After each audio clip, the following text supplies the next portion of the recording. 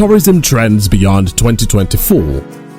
Moderator Ms. Abiola Delano.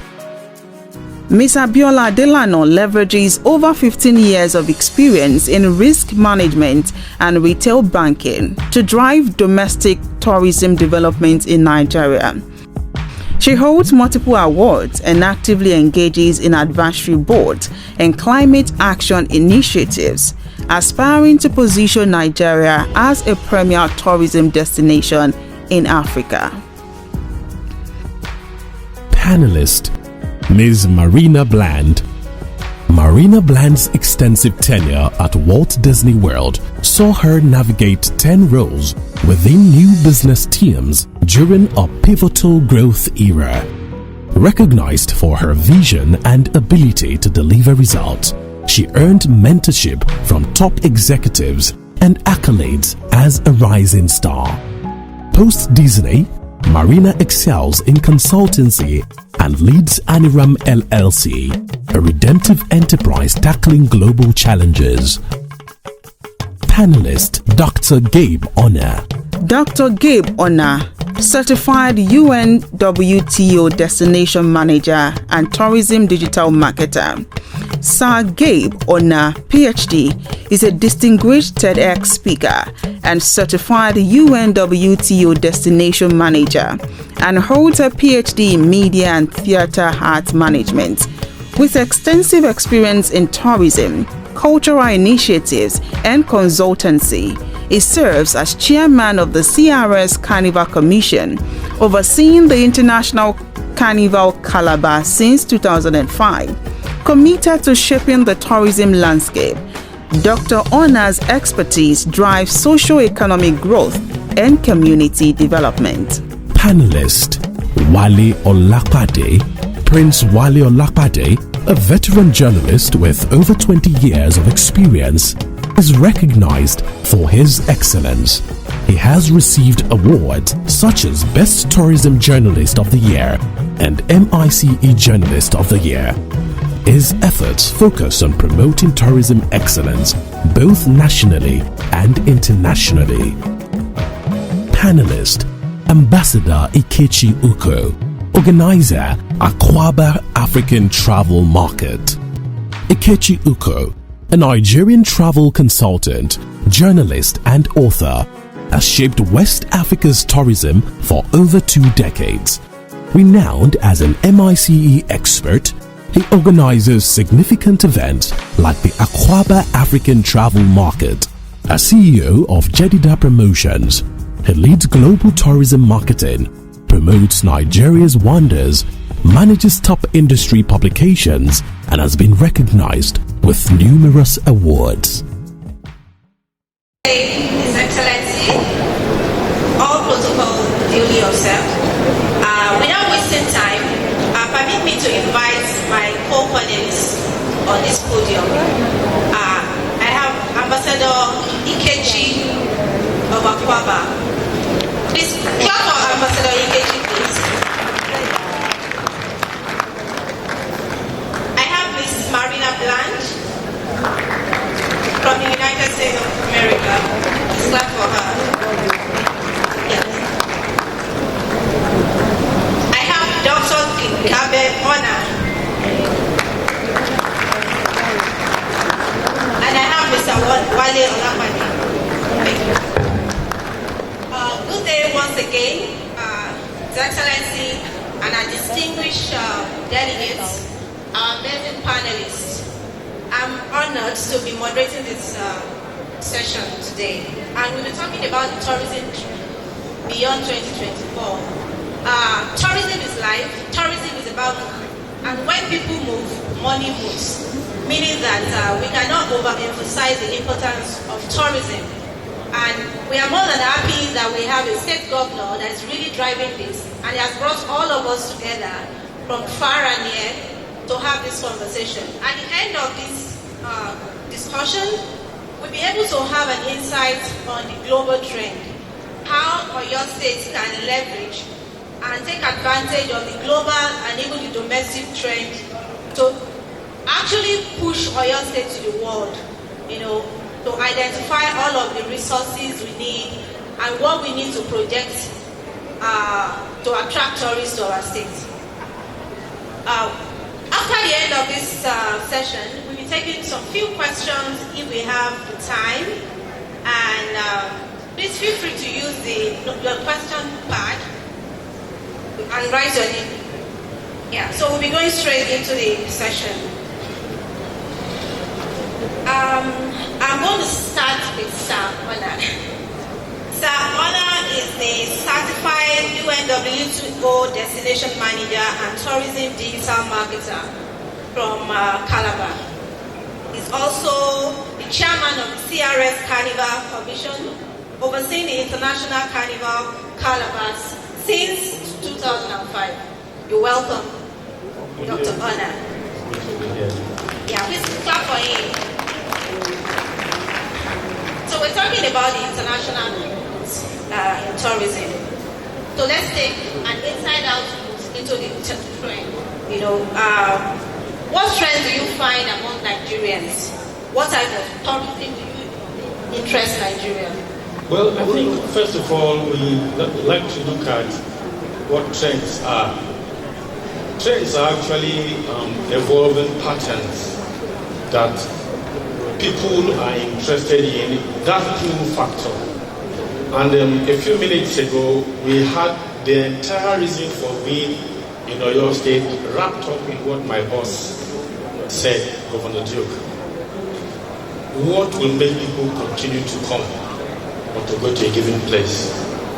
And for Nigeria, primarily, our sites are numerous. I just saw the governor's presentation on this paperwork. Over 150 sites. There's already an oversupply. So, and the chief who spoke earlier, the KBSC, talked about the trends that are already on in Oyo State. These are usually moderated by the behavior of the tourist, but you cannot cook this nice meal and leave it at home. You must advertise, you must publicize that pull factor. And that brings me right back to the story of Carnival Calabar. Calabar was the end of the town, end of the country you must plan to visit. And Governor Duke and that great team decided to take on this subsector and turn our culture, turn our heritage to that oil well. That now people say, is there no carnival this year? Is there no carnival next year? So these are the trends. What is the currency? Is the currency of the sector? Thank you. Thank you, Sir, for sharing that. You said that we need to advertise what we have. Without advertising, without marketing what we have, people don't know what we have. And we have rich culture and heritage as a state. I'll put the same question to Ms. Black. I know you came from the United States of America. For tourists looking to Africa, what do you think they're looking for?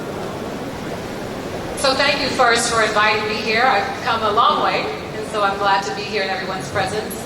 I travel the world quite extensively, and I experience tourism at various levels. And I would say there's 5 core things that I think, that I feel are very important when you're developing tourism in any place you go. Is you have to recognize you're competing not just for tourism in your country, but if you're trying to reach a global market, you're competing against every other nation in the world and what they're doing. So the 5 things, and I'll be real specific on those, the 5 things that I see in terms of the future and what's trending in the future. One is sustainability. If you're not paying attention to how what you do is impacting this environment, you're in the wrong place. The emissions, everyone's trying to get to zero emissions. We're talking about recycling, we're talking about repurposing, we're talking about those types of things that's less impact on the environment. There is so much waste in this world, and people are kind of getting tired of it. So people in the future are looking for those countries and those products that are talking about sustainable solutions, renewable energy, all those things are in that conversation. Authenticity. Everywhere I go, I'm so stunned at how we're losing our authenticity, who we are. People don't want to come here to see America. They don't want to come here to see Great Britain. They don't want to come here and see Spain. They want to come here and see Africa, Nigeria. They want to see that culture. So the future is about authenticity, being who you are, being proud of that, and showing that. Experiential tourism. People want to experience what you experience, not just watching the show. They want to participate in the show. They want to learn to dance. They want to make the costumes. Simplicity. I see a lot of waste, a lot of big things happening. People think big is more is more. No, less is more. Refined, elegant, simple, sophisticated, and safety. I think safety will be a trend forever. No one wants to go somewhere they're going to feel unsafe. And so more and more people will want to be safer. There are safety solutions and ways that we deliver transportation and hotels, everything. We have to be on top of those elements. Thank you. You said authenticity. Thank you. Please clap for her. Talked about being authentic, but we really don't have to copy. You know, we have our very rich heritage, we have our very rich culture, and that is what the Western world wants to do. No American wants to come in and see the high-rise buildings. No, they want to see what we have as people. And you talk about sustainability. We need to begin to think sustainability when we're planning our tourism. You know, we have the green tourism, the green space, and all of the things we need to put that into consideration. Ms. Blank, this is your first time in Oyo State. Can you tell us some of the potential you think investors can get in Oyo State? Or do you think there's any potential for an investor? Well, first of all, I just want you all to know my ancestry is Nigerian. So I care about what happens here. I know my God didn't send me here for nothing. So what I see lots of potential, but I'm going to tell you where the potential I see lies. It's in the people. I don't think we should get stuck in places and things. It is about the people. People come, people will make the difference. It's when I engage with the people and I see their heart and I see their love and care for their country. That's what people want to see. That's what I love. And it's people who create buildings. It's people who create roads. It's people who create the food and all of that. And when people are not in the right place and we're not honoring the people, it doesn't work. It's the people who connect me to this country. And that's what I love when I come here. And people tell me all the time, oh, Marina, what sites have you seen? I said, I don't even really know just yet. I've been engaging with the people. I love the people. I love when they take me to the restaurants, show me their favorite places, show me their favorite attractions. I love it with the old people, the young people, and everybody in between. I like hanging out with the young folks and learning how to dance, the newest songs and music. I love all of that, and that's the future. So I think we should highlight those things. And everybody at every stage, at every level, should be engaged in that experience. Thank you very much, Gwen. She said our assets is our people. And lucky we have our honorable minister here. We need to engage in more training of our people because our asset is our people, which is very important. Thank you, Ms. Gwen. I will now go to Ambassador Ikechi. Ambassador Ikechi is the CEO of Nigerian Travel Consultant, of Aquaba Travel Agency. Let's talk more about the people, about what people are seeking. When people from North America and Europe think of tourism in Africa, they always think of safaris. Do you think we have more than safaris in Africa? Thank you. I'm sorry, please let me correct myself. Ambassador Ikechi Uko is a Nigerian travel consultant, he's a journalist, he's an author, and he has shaped the West African tourism for over 2 decades. The popular Aquaba event is the convener of Aquaba events. Thank you. Apologies. Okay. Thank you. I also forgot 7 wonders of Nigeria. Wonders of Nigeria. Yeah. No problem. For me, I don't think anybody outside Africa is a tourist in Africa. I don't bother about them. There are 1.3 billion to 1.5 billion people in Africa. And I've spent the last 20 to 30 years trying to get those people to travel within Africa. Africa gets less than 60 to 67 million visitors a year. France gets more than that, the whole of Africa put together. Miami, Florida gets more than the whole of Africa put together.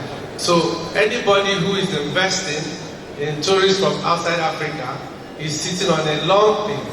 And that's exactly why our tourism policy and tourism master plan failed, because we premised it on non-African tourists. There are 1.4 billion people in Africa. Get 100 million of them to travel in Africa, every African country will be rich. So for me, what I think we should do, and this is the future, and some countries have figured it out and they are working on it. When we started the Pan-African travel some years ago, people thought I was mad. But 6 to 8 years later, almost all the countries started giving me awards. Why? They found out the richest travelers in Africa are Africans. Nigerians spend more money in any African country they go than any European or American traveler. Today, Kenya has made it a policy to market Uganda, to market Nigeria, to market to South Africa, because those people spend more money in Kenya than the European tourists. South Africa made that. Dubai spends money to get Nigerians to go to Dubai because we spend more money buying things than those Europeans. So why are we looking for people in another place when we have everything we need here? We can invite her because she's brethren, she's our blood. But for the other people, we shouldn't even bother. They can come as complimentary. So for me, the future of tourism in Africa is with Africans. The future of tourism in Nigeria starts with Nigerians. So what would they want? I want to commend the governor. I climbed the hill yesterday and we were escorted by the hunters. And they told us you gave them vehicles. They actually brought a hilux to present to the Idere. And that is a very fantastic thing because I felt safe having to climb to the summit. And if we're able to build these two products that are already successful, sir, hiking is the new epidemic of tourism in Nigeria. The second product is, there is Kunle Afolayan is sitting there. Entertainment, the young people want entertainment. The young people, they want to experience food and they will do hiking. So if we promote entertainment products and we promote hiking for these new emerging people, you will get a lot more Nigerians coming to Oyo State. You will get a lot more Africans coming to Oyo State. Because today the biggest export out of Nigeria is an entertainment product. People will want to experience and buy more of that. So my recommendation is that the future of tourism and travel in Nigeria and in Oyo State resides first Nigerians, then Africans, then our diaspora family, before we talk about the non-Africans. Thank you. Thank you very much, Ambassador Ikechi. That was such a great insight. Nigeria needs to visit Nigeria. The future of tourism lies within Africa and it lies within Nigeria. Then we can now go and meet the world. And he also spoke about the need for us to take entertainment more seriously. There are a lot of private sector doing amazing things that the government needs to partner or collaborate with, for us to actually project tourism in our state. I'll be going to Sir Honor. Now, given your experience with government, I want to ask you a budget-related question. Looking at the budgetary allocation to tourism, do you think that subnationals are following tourism trends and doing their best to support tourism? Well, incidentally, poor budgeting has remained a factor and a bane for the success of this sector. We've always said that tourism has remained an orphan in Nigeria. It takes just one leader in a period. That's why we call Governor Duke the meteoroid. He came, he took on the sector, semi-bullish, if you like.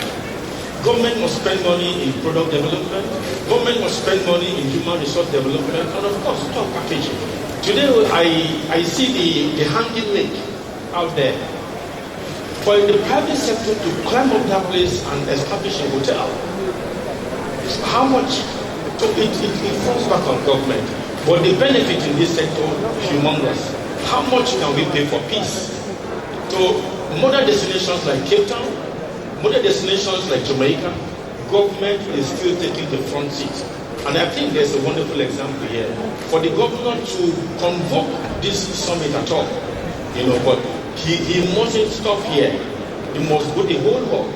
And I'm happy that His Excellency Governor Duke agreed to come here. He's a living witness.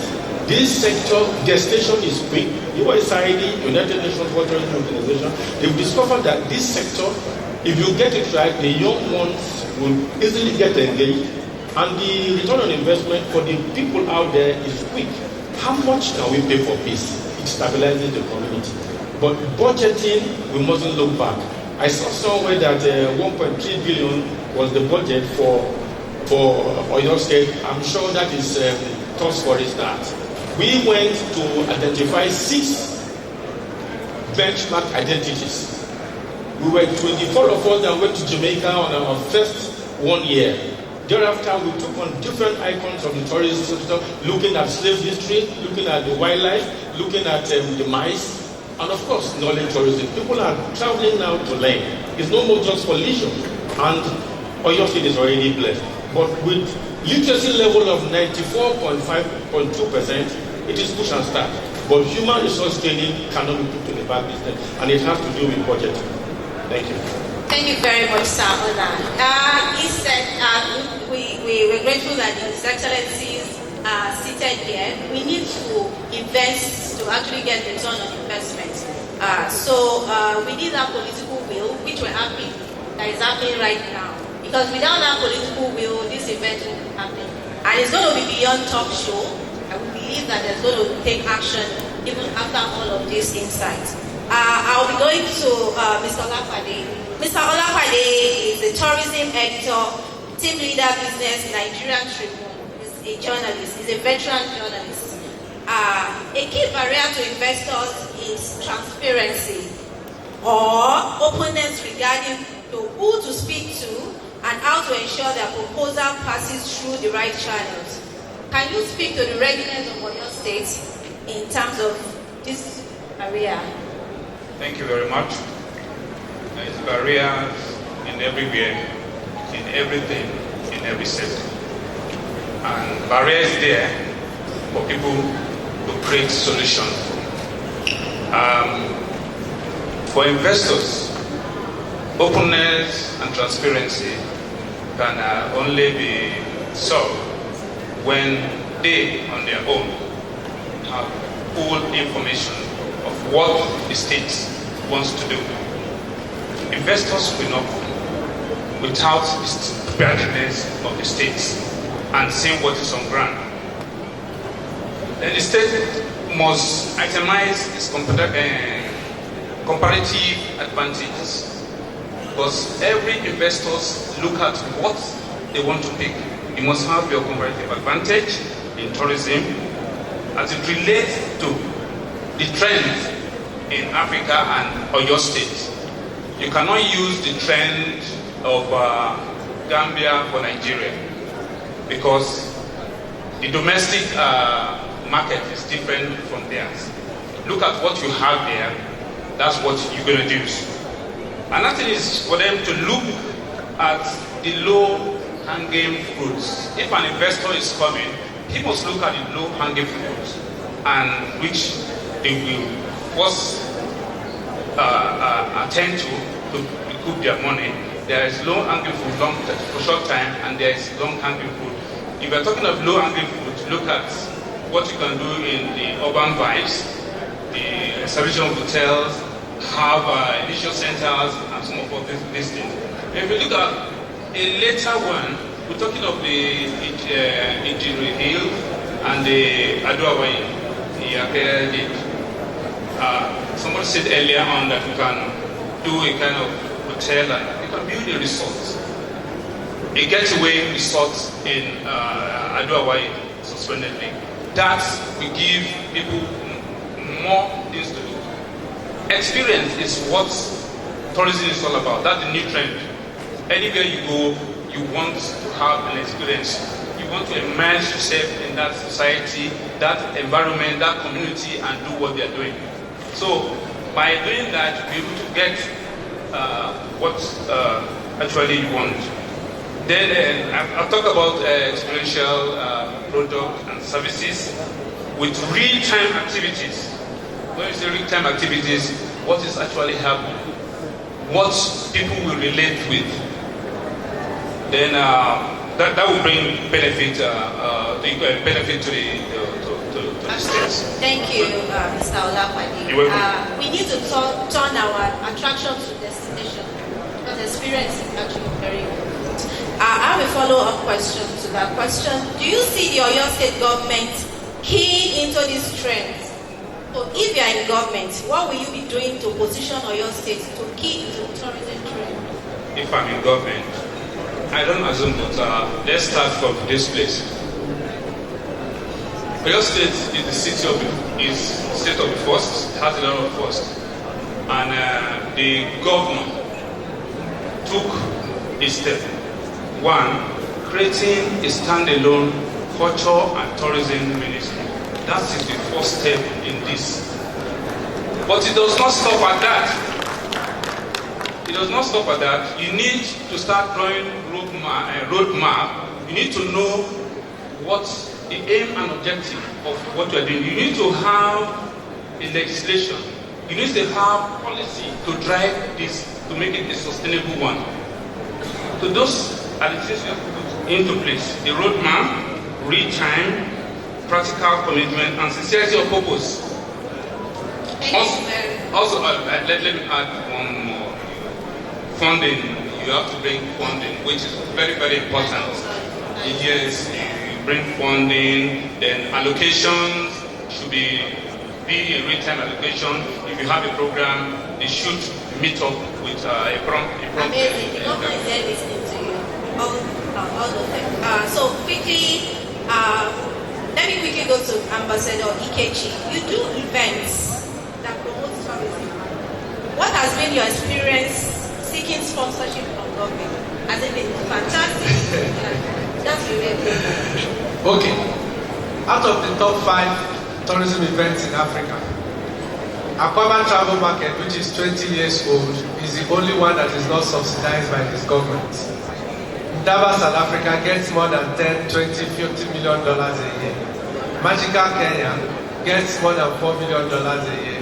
Sanganai, Zimbabwe gets $800,000 to $1 million a year. Poete, Pearl of Uganda gets about $600,000. We are number 4 in Africa. We get nothing from any government. We get support, yes, once in a while from Lagos State government, and we get participation. So we have survived, and I normally boast at conferences, meetings, that we are the only viable travel expo in Africa because we are the only one that have survived without government support. We do need it because we could scale. We are the biggest in West Africa. We could become the biggest in Africa if we get support. So we'll be happy to have government support. But I need to leave a point here, which I think is important here. There are 2 types of travel most people will do. One is optional, one is obligatory. Leisure and the others are optional. You can choose to go or not to go. Religion, health, education, MICE are usually obligatory. If you're a member of MBA, you're most likely to attend an MBA conference. If you're a member of an association, that's why we're here. This is a MICE event. It looks obligatory for most of us in tourism, so we have to come here. So Akwaaba has survived because it belongs to that echelon of obligatory things. If you take the top 4 destinations Nigeria go to, 2 out of the 5 are obligatory destinations. Religious tourism, medical tourism, educational tourism. Those are obligatory. So the future has to be an obligatory type of tourism, not optional. MICE belongs, though it's a weaker form of obligatory, but it's obligatory. Thank you, Ambassador Ikechi. And lastly, to Ms. Bland, what are the barriers you probably experienced coming to your state for the first time, coming to Nigeria for the first time? So I will tell you, and I'm going to be very honest. That's all I know how to be. One of the biggest barriers that I faced was, first of all, everyone who told me I shouldn't come. And why am I going? I face those barriers in my own household. My friends, my family, everybody. Why are you going to Nigeria? They're crooked, they're corrupt, they're thieves.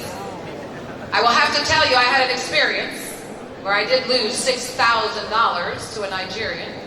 I won't get into the details. So I had to question what they were saying myself. It disturbed me.